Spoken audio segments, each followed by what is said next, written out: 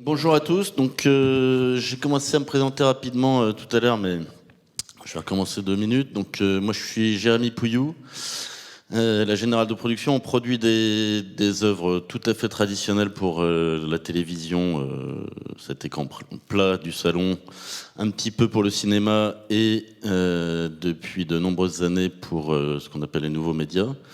Donc, on est très versé dans l'innovation. Et donc, évidemment, la réalité virtuelle nous a passionnés dès le départ. Juste un petit mot, donc, je suis également l'organisateur de l'événement I Love Transmedia, qui est un événement qui se passe à Paris, à la Gaîté Lyrique, début octobre, et qui fait la part belle à toutes ces écritures.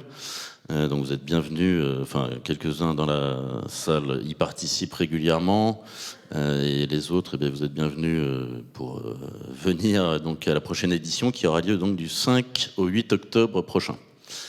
Je suis également membre fondateur d'une association qui s'appelle PXN, à laquelle Antoine Carole et Chloé Jarry sont également associés, qui est une association qui a vocation à réunir les producteurs, en particulier les producteurs, peut-être plus tard d'autres acteurs, pour faire en sorte que ces écritures soient mieux connues, mieux financées, mieux vues, et qu'on puisse évidemment apprécier ces expériences.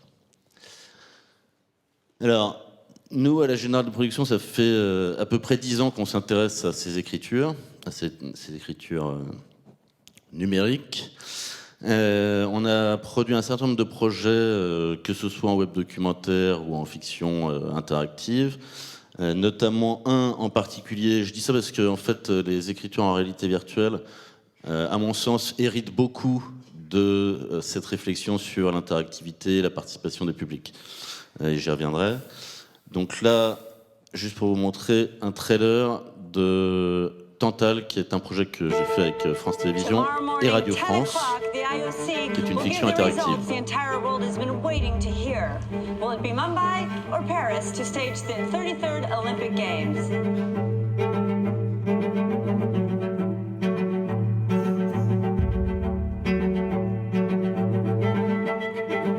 Ce que je te propose, Henri, c'est de replonger dans ce bon bain chaud post-colonial.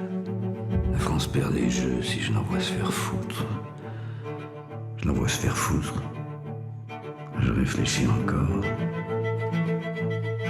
Tu nous aides via Boko Haram à nous emparer des quelques villes importantes.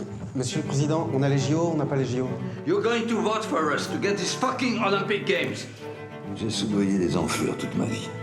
Vous croyez vraiment que j'ai besoin de concentration? Are you an idealist, Mr. President? La France a besoin de ces jeux, Isabelle. Attends-toi à encaisser un déluge de haine.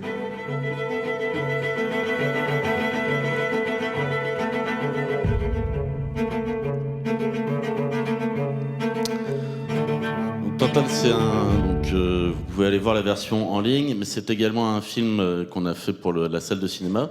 Donc on a fait d'ailleurs une projection dans cette salle. Vous êtes donc avec le reste du public et vous votez sur vos téléphones portables pour orienter le reste de l'histoire. Donc vous participez à la narration. Je vais vous parler donc du réalisateur de Our Baby. Il s'agit de Simon Buisson. Simon Buisson, c'est un garçon qui, de la même manière, a à peu près 10 ans d'expérience dans les narrations interactives. Il a fait un certain nombre de projets qui ont été très remarqués sur le marché, que vous connaissez sûrement. Dont un dernier que vous avez ici à l'écran, c'est Way or Die, qui est une fiction interactive dont on fait l'expérience en ligne, qui raconte l'histoire d'un meurtre qui se passe pendant un week-end d'intégration, et vous allez reconstituer le fil de l'histoire en parcourant les différents médias disponibles. Donc ça, il n'y a pas de son, donc je vais passer rapidement. Puis c'est pas moi qui l'ai produit, donc je salue Sarah Walker et David Bijawi qui ont produit ce projet. Et donc on en est venu à réfléchir ensemble à Our Baby. Donc le pitch d'Our Baby est assez simple, c'est une sorte de Kramer contre Kramer ou de scène de la vie conjugale, mais en réalité virtuelle. Et pour le coup, dans une situation de spectateur un peu particulière, puisque vous allez être le nouveau-né. Et donc vous êtes à la fois le déclencheur de la fiction, l'élément déclencheur, et à la fois le centre d'attention permanent. Pour les gens dans la salle qui ont eu un enfant, voire plusieurs, ils se souviennent certainement de la manière dont ça bouscule la relation de couple. Et là, en l'occurrence, c'est vous qui allez être responsable de cette fragilisation, ou en tout cas de cette perturbation d'un équilibre. Voilà, donc je vous montre le teaser.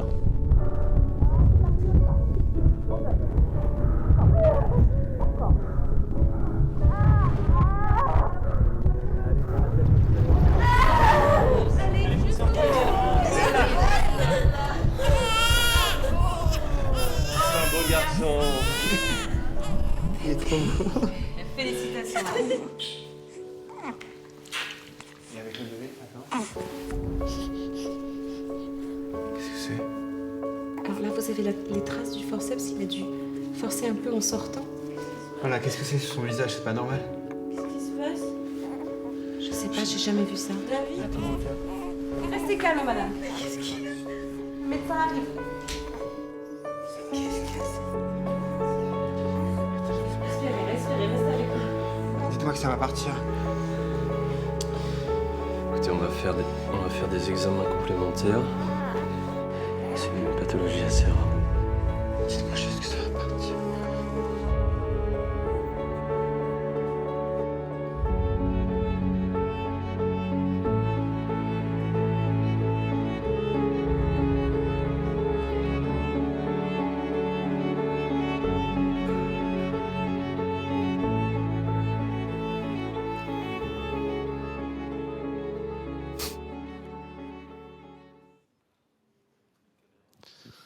Alors, donc, bon, là, en écran plat, du coup, cet élément dramaturgique du problème de naissance de ce bébé vous a peut-être un peu marqué, mais il se trouve que quand on le voit dans un casque de réalité virtuelle, ça fait un effet assez impressionnant, et tellement impressionnant qu'on s'est posé la question, et qu'on se la pose toujours, de savoir si finalement c'est un élément déclencheur de trop, et si on n'aurait pas envie plutôt de raconter une histoire finalement plus traditionnelle, enfin plus anecdotique, entre guillemets, qui ne serait que l'histoire du couple dont on serait témoin, couple bouleversé par cette naissance, mais pas autant que par un problème de naissance. Et du coup, avec une situation de spectateur, ces cases de réalité virtuelle, qui fait qu'on en profiterait déjà largement suffisamment.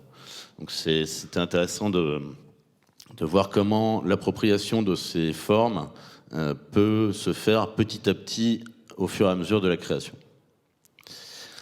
Donc l'idée, c'est de raconter cette histoire en 10 épisodes de 7 minutes, pour plusieurs raisons. 10 épisodes de 7 minutes parce qu'on s'est dit que le public aurait peut-être envie de ne pas regarder 70 minutes d'affilée de réalité virtuelle, et notamment en fiction, aurait peut-être envie de voir un épisode, puis d'y revenir, d'être sollicité par évidemment des cliffhangers de manière assez classique comme on peut faire en série. C'est également une réflexion sur les modèles économiques, parce que on s'est dit que les opérateurs téléphoniques seraient peut-être intéressés pour fournir ce type de contenu et donc les distribuer de manière épisodique. Mais dans le fond, ça peut tout à fait se raconter dans une version peut-être plus courte, pour une situation de type cinéma VR, comme Camille racontait tout à l'heure, qui sont des espaces qui organisent la diffusion de ce type de spectacle et qui donc sont des lieux de réception pour les publics qui sont favorables à ces expériences. Donc voilà, on imagine un peu différentes manières de produire cette série. Alors, ce qui nous intéressait, c'était de raconter une histoire en images réelles. C'est évidemment entre guillemets plus complexe qu'en images de synthèse, dans la mesure où la chaîne de production est moins balisée que celle de l'image de synthèse. Mais ce qui nous intéressait beaucoup, c'était la question de la présence, et donc le rapport au comédien, et la question du point de vue. Donc c'est un peu, je traduis la question du point de vue par théâtre et interpellation, parce qu'en définitive, dans une scène de réalité virtuelle, quand vous tournez de la réalité virtuelle, Ça revient d'une certaine manière à positionner une caméra au centre d'une scène théâtrale avec des comédiens qui ne sont jamais off et qui vont jouer en permanence dans l'espace scénique. Ce qui est très intéressant, ce qui peut être en même temps très décevant pour le public s'il n'y a pas une position du public qui est réfléchie pendant cette scène. Et c'est pour ça qu'on parle d'interpellation, en tout cas que je parle d'interpellation, c'est-à-dire le fait de venir interpeller le public, interpeller la caméra pour rappeler le rôle que le public peut avoir au sein de la fiction. Et là, en l'occurrence, c'est un nouveau-né, ce qui est très pratique puisque ça permet de justifier le fait qu'on bouge pas. Alors vous allez me dire, bah oui, mais un nouveau-né, ça ne voit pas, ça n'entend pas, on reste en fiction. Mais en tout cas, on ne bouge pas et on est en permanence le centre d'attention, on est manipulé, on est transporté. Voilà, donc c'était très intéressant à travailler. Il y a aussi la question de la proximité. Quand on est un nouveau-né, évidemment, on est tout de suite en proximité avec son entourage, ses proches, ses parents. Donc les comédiens se rapprochent beaucoup de vous, donc vous concernent, ce qui vous plonge profondément dans l'univers de fiction. Par ailleurs, ça pose des problèmes d'un point de vue technologique, puisqu'on veut tourner en 360 3D, mais tourner en 360 3D avec la question de la proximité, c'est tout de suite des questions très problématiques. Donc, bon, ça nous donne du grain à moudre, mais c'est très bien. Mais en tout cas, ça favorise l'immersion du public dans l'espace de l'œuvre. Alors, c'est aussi un projet qui met en scène 2 comédiens de talent, puisque vous avez sûrement remarqué que Noémie Merlan avait été nommée pour les espoirs au César, pour Le ciel attendra, donc ça donne envie de se retrouver dans ses bras. Alors je ne sais pas si elle ou sa nomination au César, mais en tout cas là, ça donne envie de se retrouver dans ses bras. Pas forcément là, parce qu'elle vient d'accoucher, qu'elle est très fatiguée, mais le lendemain, quand on revient à la maison, ce sera évidemment plus agréable. Et Hubert Delattre, on le voit dans des séries comme Glacé sur M6 ou Zone Blanche bientôt sur France 2. Voilà, donc c'est des comédiens de grand talent et que l'on a plaisir à suivre. 1 minute. 1 minute, j'ai presque fini. Alors budget, entre 100 000 et 1 million, à peu près, dépendant de la manière dont on le fait, mais évidemment on voudrait le faire avec les moyens suffisants pour le faire de manière très qualitative, bien sûr. Ce sont des technologies qui coûtent encore assez cher, et de toute façon, la fiction, pour la faire correctement, a forcément un prix. En face de ça, évidemment, il y a la question du marché, donc qui est disposé à financer ce type de série avec des budgets comme cela. Donc on cherche. Donc si vous avez des idées ou de l'argent, eh ben je suis là. Voilà. Et j'ai le trailer pour ceux qui veulent expérimenter, j'ai le trailer à disposition.